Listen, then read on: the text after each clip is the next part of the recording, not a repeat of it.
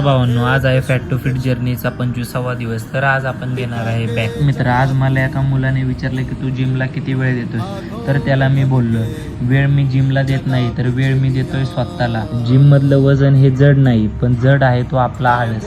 आज 1 तास मेहनत कर, पण उद्या तो तास तुला आयुष्यभर आत्मविश्वास देईल.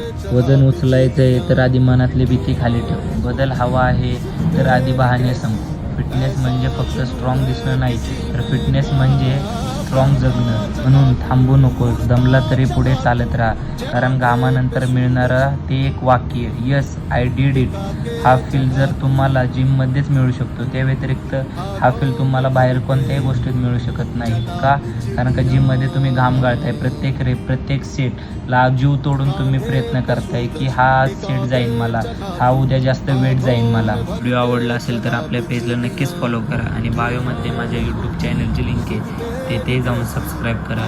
तर मित्रांनो, तुम्ही किती वेळ जिममध्ये असताय कमेंट बॉक्समध्ये नक्कीच सांगा. चला भेटू आपण पुढच्या व्हिडिओत. जय महाराष्ट्र.